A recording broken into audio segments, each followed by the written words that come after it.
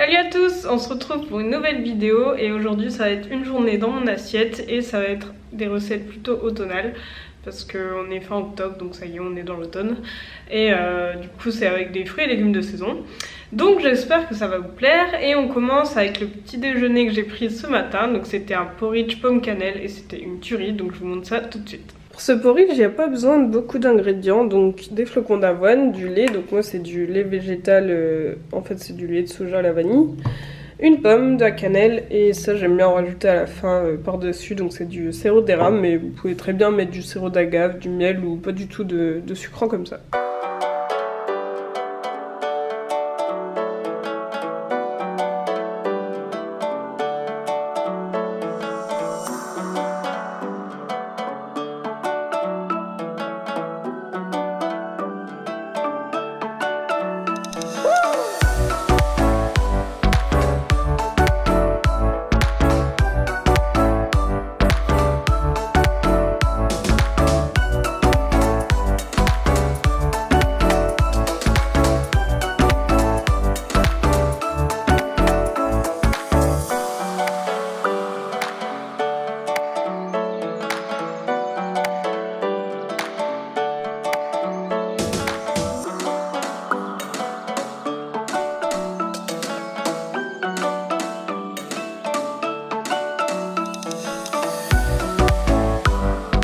J'ai changé de casserole parce que l'autre était un peu trop petite.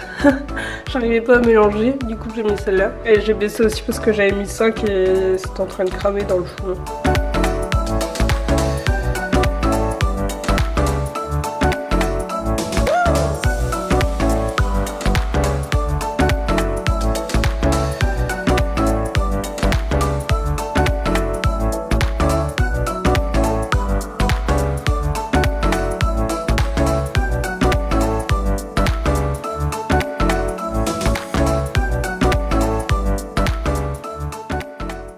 Donc comme vous avez vu c'était hyper simple à préparer, il suffit de tout mettre dans la casserole, d'attendre que ça cuise et c'est prêt. Du coup c'était vraiment trop bon et super réconfortant, donc c'était parfait. Avant de faire mon repas pour ce midi, je voulais vous parler d'une marque avec qui j'ai collaboré. Donc c'est une marque qui s'appelle Organic Basics et en fait c'est une marque de vêtements, de sous-vêtements, de vêtements de sport, d'accessoires qui sont éco-responsables et ils sont basés à Copenhague.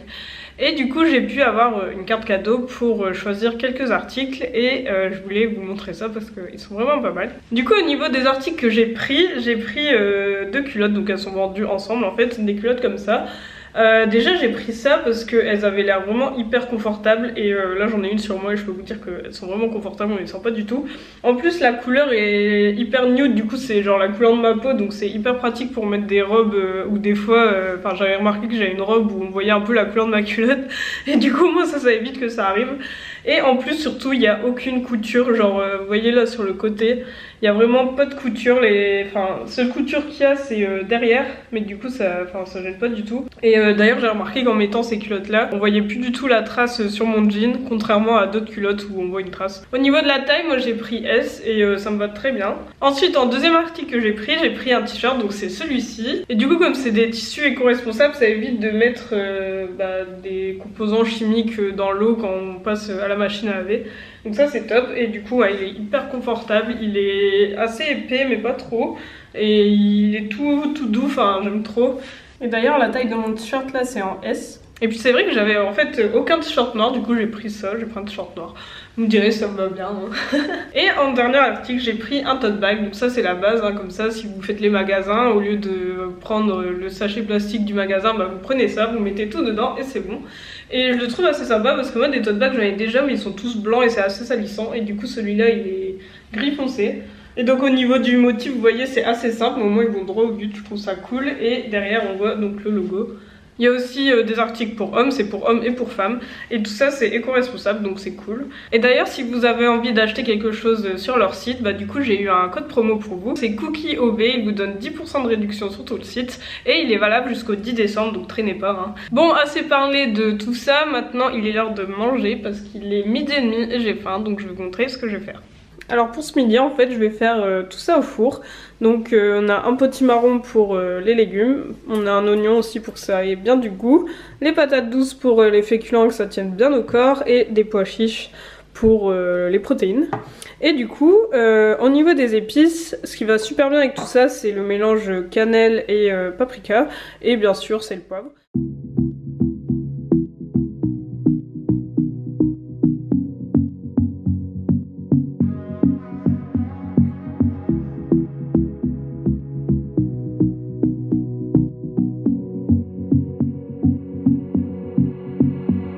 It's all the same, some things never change.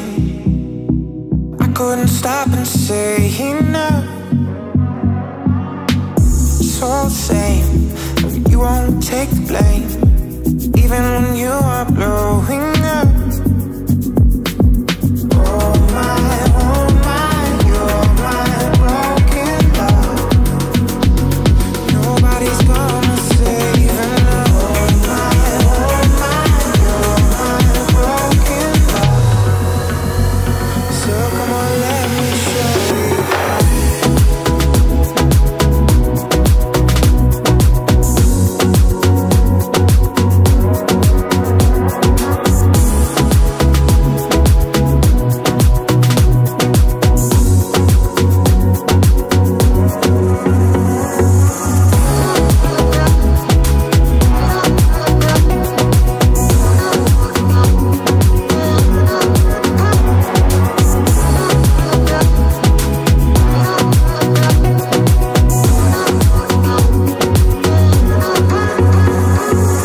Au niveau des quantités, finalement j'ai utilisé qu'un demi-oignon et un demi-potimarron, et j'ai laissé de côté aussi une patate douce, donc j'en ai pris on va dire une et demie, et du coup je mets dans des boîtes comme ça au frigo, comme ça servira un autre jour.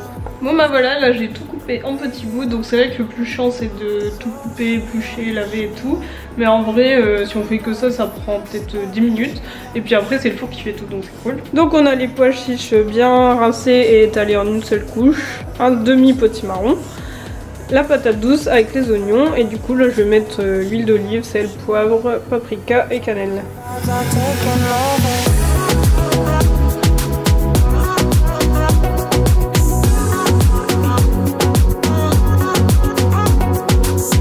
Et voilà, maintenant il ne reste plus qu'à enfourner dans un four préchauffé à 200 degrés et on laisse une trentaine de minutes. Bon, on surveille histoire que ça crame pas.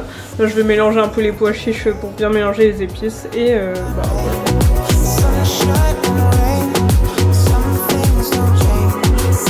Je pense que je vais mettre un quart d'heure. Et au bout d'un quart d'heure j'inverserai les deux plaques parce que sinon les patates douces vont être trop cuites et le potimarron pas assez.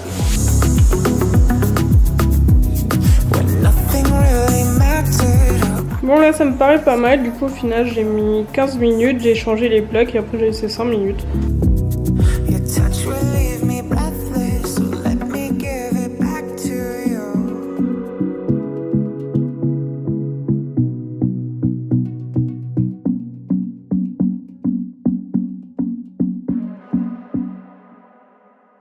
On se retrouve maintenant pour le repas du soir, donc là il est bientôt 20 h, donc c'est l'heure de faire à manger. On va faire une tarte courge butternut chèvre, donc c'est une recette qu'il y a dans l'ebook de Isadora et Marisol, je vous mettrai le lien de leur chaîne dans la description. Et on en a fait cette recette la semaine dernière, c'était trop bon, du coup on l'a refait. Et pour commencer il faut éplucher et couper en petits cubes une courge butternut, et du coup j'ai missionné Valentin parce que moi j'ai pas de force, du coup bah, c'est trop galère. Tu me filmes? Bah je montre qu'il faut de la force pour couper la courge. Du coup la courge on n'est pas obligé de l'éplucher, mais nous on trouve que c'est un goût bizarre quand on l'épluche pas, du coup on l'épluche. Il faut pas oublier d'enlever les pépins, forcément. Avec une cuillère c'est pratique.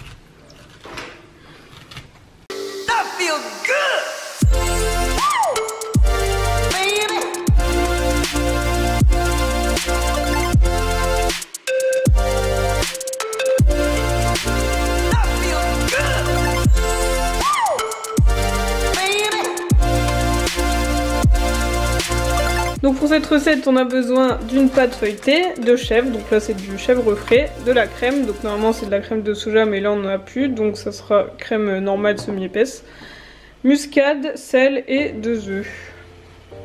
Donc j'ai rajouté du sel dans la casserole et maintenant que l'eau bout on pourra ajouter la courge coupée en morceaux. Au plus ça sera des morceaux petits, au plus ça cuira vite.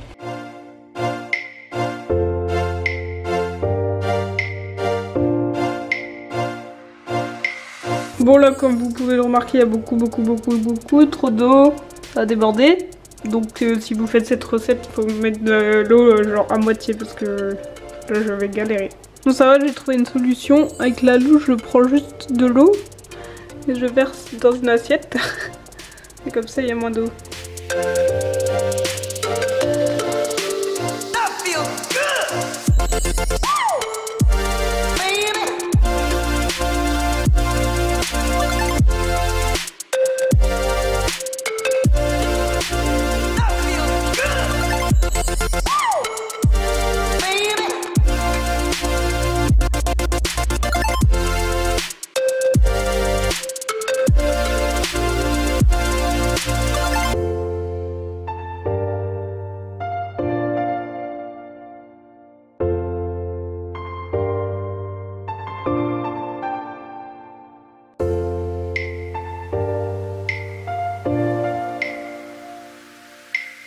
Donc là je viens d'égoutter la courge, je l'ai mis dans un saladier et maintenant je vais l'écraser avec un presse-purée. Vous pouvez le faire aussi avec une fourchette. Ensuite je rajouterai le mélange œuf crème et il ne sera plus qu'à tout mettre dans la pâte à tarte.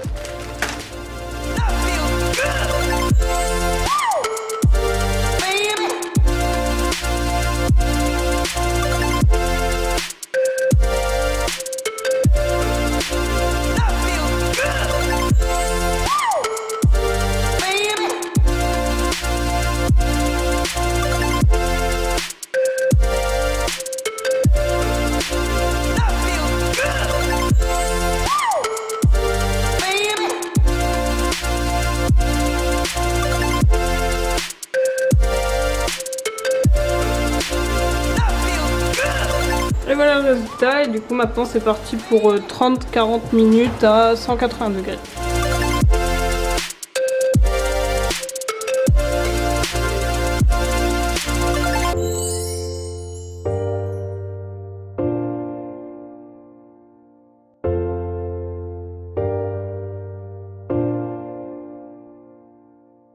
Bon bah du coup voilà, la petite tarte est prête, elle a l'air trop bonne et de toute façon je sais qu'elle est trop bonne parce qu'on l'a mangée la semaine dernière. Donc voilà, j'espère que cette vidéo une journée dans mon assiette plutôt automnale vous a plu. N'hésitez pas à me dire en commentaire ce que vous en avez pensé, si vous avez d'autres recettes d'automne, si vous avez testé celle que je vous ai montré.